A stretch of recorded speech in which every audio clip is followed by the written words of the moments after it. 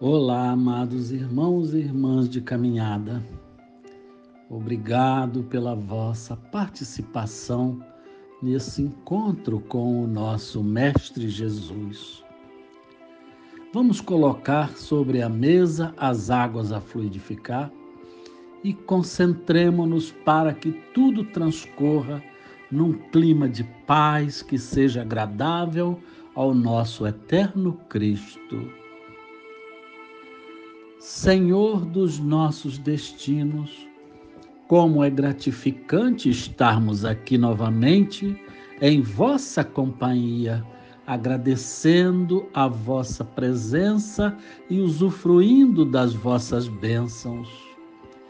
Num momento como este, rendemos-lhe graças pelo nosso equilíbrio, fundamentado na nossa fé e sublimado na esperança, em dias cada vez mais fraternos nessa terra de que tantos mergulhados estão em profundo sofrimento. Que consigamos solidificar o nosso conhecimento nos vossos ensinamentos, formando uma base sólida, capaz de nos credenciar às tarefas dignificantes de evangelização daqueles que se encontram na nossa retaguarda. Doai-nos forças, Senhor, para que não esmoreçamos diante das tentações e dos desafios que se nos avizinham. Humildemente pedimos a vossa autorização para iniciar a nossa reunião dessa noite. Que assim seja. Meus irmãos, a página sorteada de hoje está no capítulo 13 do Evangelho. Não saiba a vossa mão esquerda o que dê a vossa mão direita. No seu item número 11, a beneficência. Vamos ler um resumo desse item. A beneficência dar-vos-á as mais puras e suaves alegrias do coração, que nem o remorso nem a indiferença perturbam. Ó, pudesseis compreender tudo o que de grande e agradável encerra a generosidade das almas belas, que olham as outras criaturas como a si mesma e se despe jubilosa para vestir o seu irmão.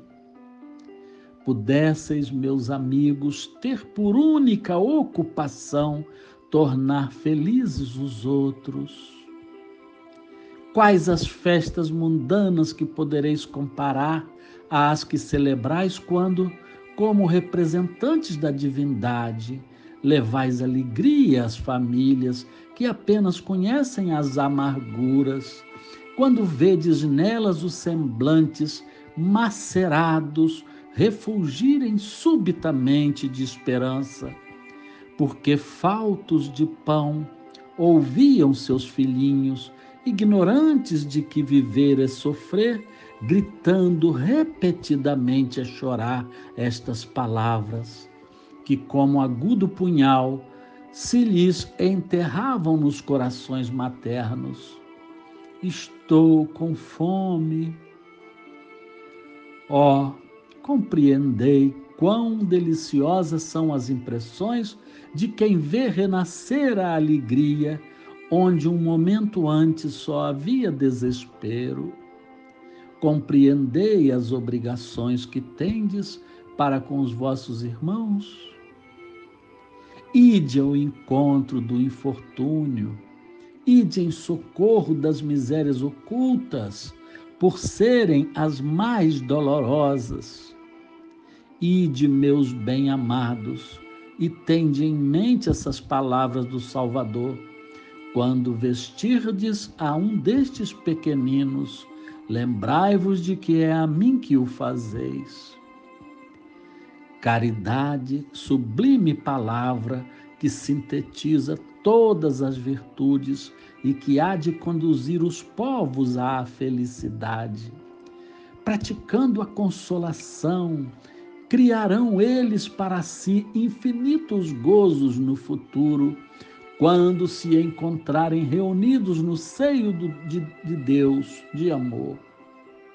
Foi a caridade, virtude divina, que me proporcionou os únicos momentos de satisfação de que gozei na terra. Que os meus irmãos encarnados creiam na minha palavra. É na caridade que deveis procurar a paz do coração, o contentamento da alma, o remédio para as aflições da vida. Quando estiverdes a ponto de acusar a Deus, lançai um olhar para baixo de vós. Vede que de misérias há a aliviar, que de pobres crianças sem família, que de velhos sem qualquer mão amiga que os ampare. Não vos queixeis, ao contrário, agradecei a Deus e prodigalizai a vossa simpatia, o vosso amor, o vosso dinheiro por todos os que, deserdados dos bens desse mundo, enlanguecem na dor e no insulamento. Colhereis nesse mundo bem doces alegrias, e mais tarde só Deus o sabe. Adolfo, bispo de Argel, Bordeaux, 1861. Passemos então, meus irmãos, às nossas humildes observações adicionais.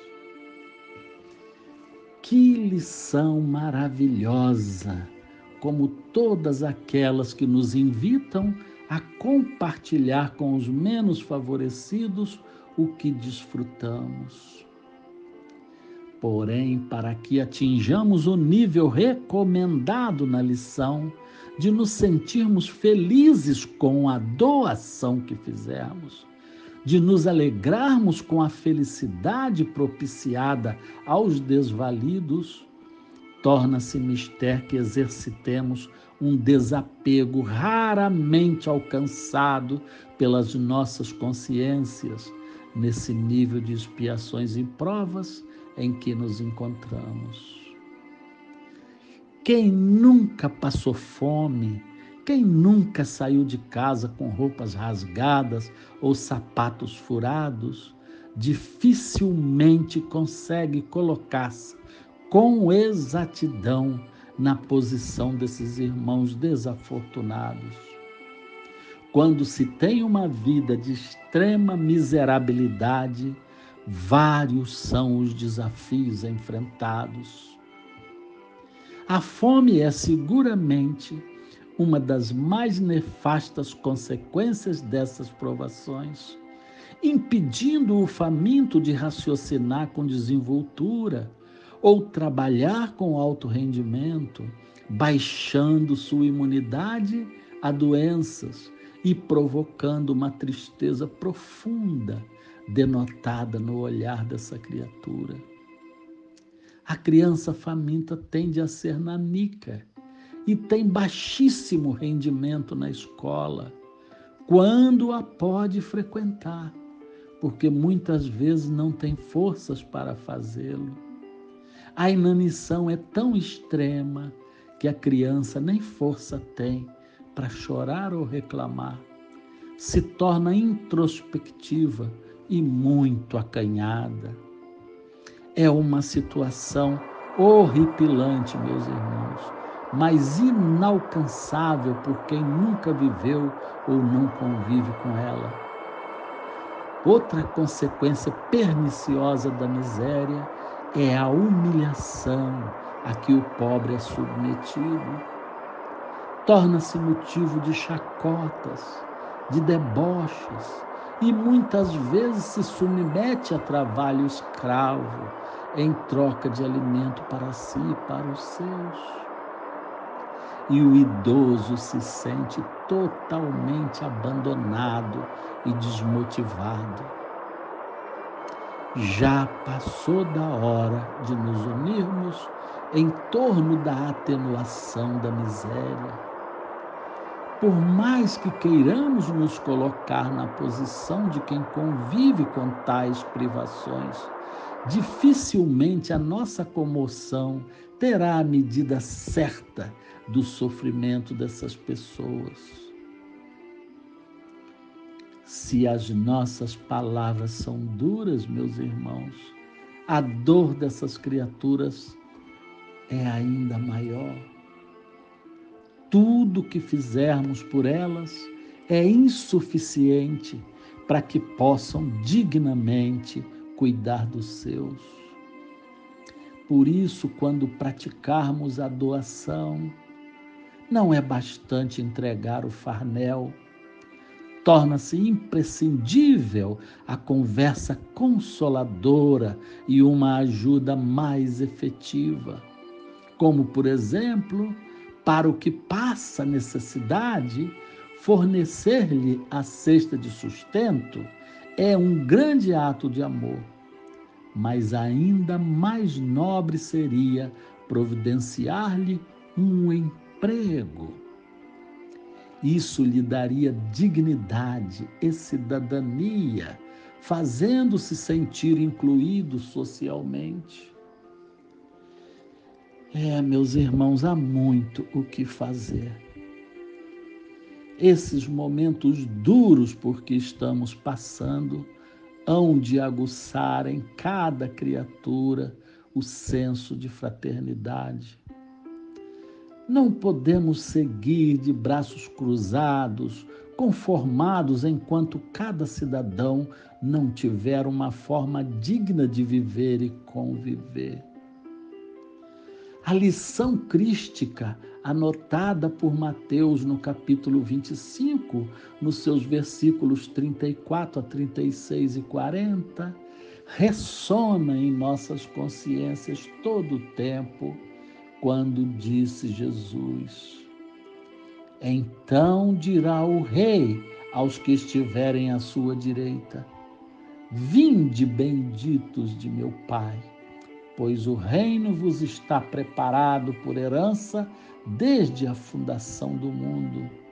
Porque tive fome e deste-me de comer, tive sede e destes-me de beber, era estrangeiro e hospedastes-me, estava nu e vestistes-me, adoeci e visitastes-me, estive na prisão e fostes ver-me.